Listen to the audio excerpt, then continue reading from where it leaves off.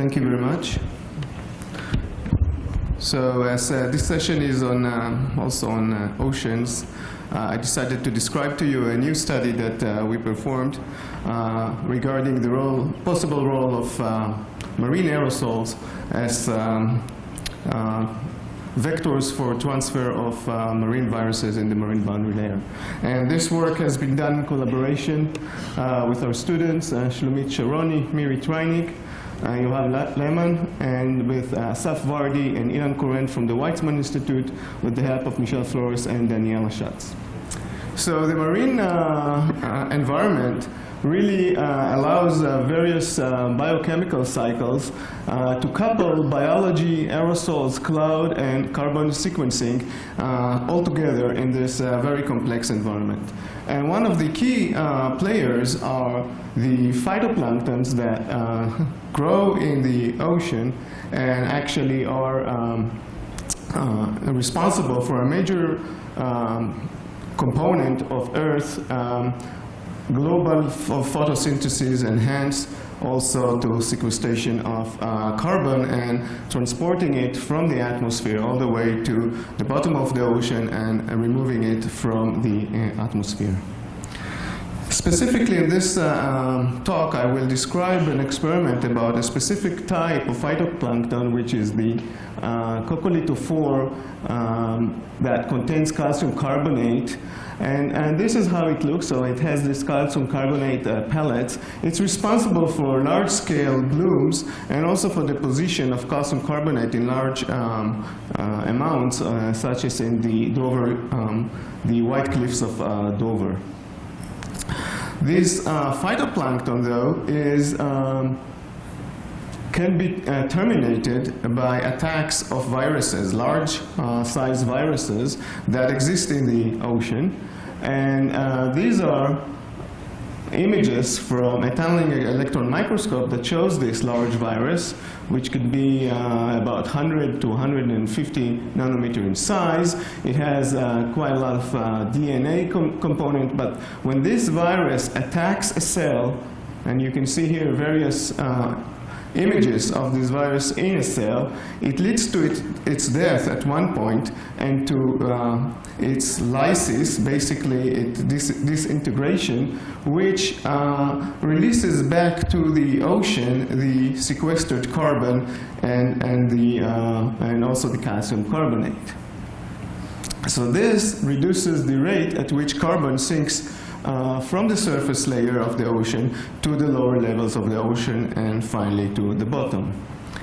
One of the questions is how these viruses can be transported in the marine environments in a way that they can control large-scale demise of these blooms. And various ways are possible, so it can be diffusion or advections or transport by different grazers that live off this plankton, but these are quite slow processes, and we know that the demise of these blooms can happen on a very fast time scale over very large scales. So one of the suggestions is that they can be transported through the atmosphere.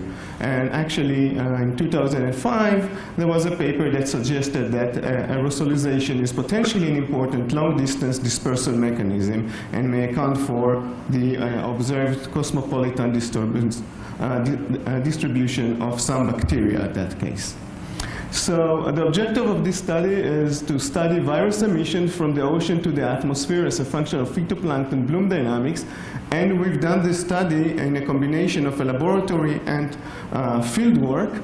And we would like in this study to test if these airborne viruses, if they exist, can they be infective when they are deposited back to the ocean, and then to estimate the efficiency of this dispersal mechanism over the oceans.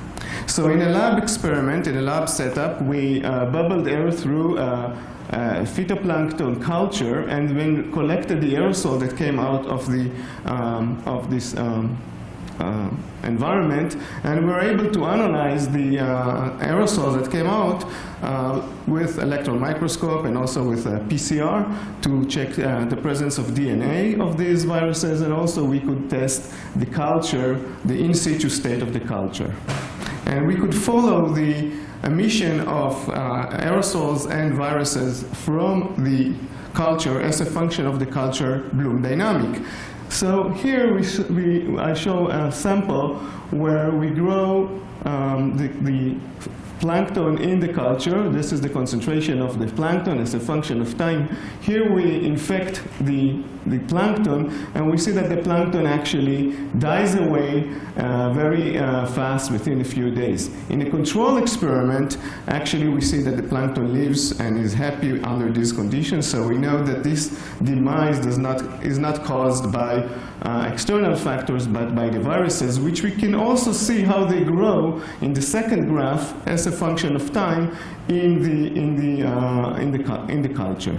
And then when we collect the aerosols, we can see that we see a high concentration of the viruses a few days, 2 days after the infection of the culture, and then we see a decrease in the airborne concentration of the viruses, which we can explain. These are tunneling electron microscope images of the viruses, and one important component that you can see here is that the viruses are actually not emitted as single cells from the culture, but rather embedded in an organic matrix of the decaying organic material from the phytoplankton, suggesting that these viruses will be embedded in some organic aerosols. And this is just a graph showing the correlation between the concentration in the liquid, in the water, to the air. In a different experiment, we have used a susceptible host and a resistant host here to the right, and we infected them through the air to test whether the aerosols are really infective when they are deposited back into the culture. And we see in the right-hand side, we see that the resistant host has not been affected, suggesting that no external effect. But when we have the susceptible host, the one that is affected by the viruses, we see that after a few days we have a decay. Here in the black, we see the decay of the phytoplankton, while we see an increase of the viruses in the culture. Of course, in the marine atmosphere, the aerosols are going to be exposed to dry condition and to light, and so we tested how long they stay infective, and we found out that they have a lifetime of about 20 minutes. That means that they can live for about an hour and be transported in an average speed velocity of wind to a distance of a few tens of kilometers. Then, as a follow-up study, we went out to the sea, and in a cruise that was conducted in 2012, we went from west of Africa all the way to Iceland, and we encountered a bloom. We were part of this cruise where we had a rosette which was sampling in the water. We had an aerosol lab and an aerosol sampling inlet. So number 3 is the aerosol sampling inlet, the aerosol lab, and we were able to collect aerosols and test them for the possible presence of viruses. In addition, using the rosette, we were able to measure in the water column the appearance of the viruses and to verify that the demise of the bloom that we observe is not a cause of deficiency of nutrients, but rather due to appearance of the viruses. And when we collected the aerosols, we could actually find, here in D, we could find viruses that exist in the aerosols, and using PCR and genomic analysis, we were able to confirm that these viruses that are present in the collected aerosols are actually viruses that are present in the water column and also in the bellies of the grazers of the phytoplankton. So we made a very strong connection between the presence of these viruses in the marine environment to their presence in the organic aerosols that we collected in the marine boundary layer.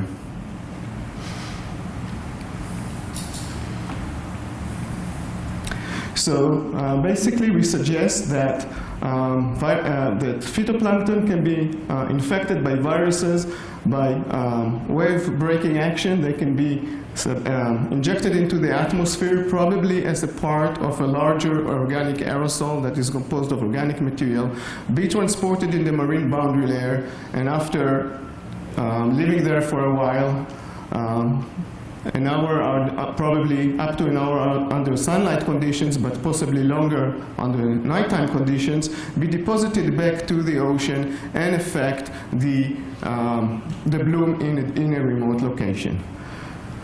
In addition to the in situ measurement, we were able also to follow the bloom dynamics for the first time in a confined bloom from space, and I show here a few satellite images and an analysis from the satellite showing this very isolated bloom which we could follow, and we could see the very fast increase in the chlorophyll and a very fast demise due to possibly presence of viruses. We saw that from in situ measurement that the top layer of the atmosphere was actually well confined through this time, and we could actually, where you see this green line, we actually sampled, and we actually sampled the presence of viruses in the bloom. And these are all kind of measurements showing basically the amount of viruses between before and after the demise of the bloom. And these measurements, these in situ measurements, actually confirmed that we were not limited by by nutrients. So to conclude this study, we suggest that phytoplankton viruses can be transported from the ocean to the atmosphere, and while they are transported, they remain infective, so they can infect the bloom at a farther location from where they actually were emitted to the atmosphere. So they can affect large-scale demise of oceanic blooms. And this hypothesis was verified by laboratory studies and also in actual measurement in the Atlantic Ocean. We quantified basically the complete life cycle of a coccolithophore bloom by remote sensing, and the satellite data was linked to in situ measurement of viruses that infect the cells, and finally a simple estimate of the amount of carbon that was sequestered and then released back to the ocean suggested that a major amount of, or a major fraction, up to about 2/3 of the sequestered carbon is actually released back to the ocean, and not sinking down to the lower layers of the ocean. Thank you very much. Thank you, Yinon.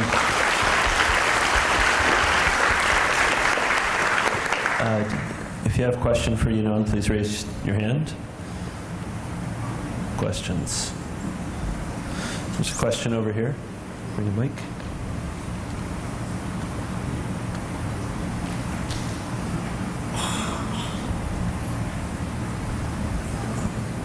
So what fraction of the marine aerosol is made of viruses in terms of number and mass? We were able to find only a very small amount of phytoplanktons by the in situ measurement.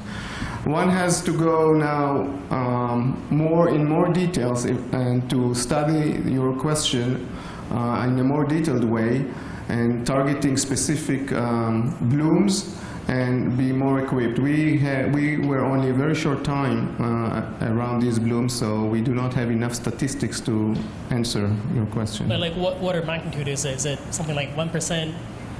I do not want to throw numbers at the moment because we don't have a very good statistics.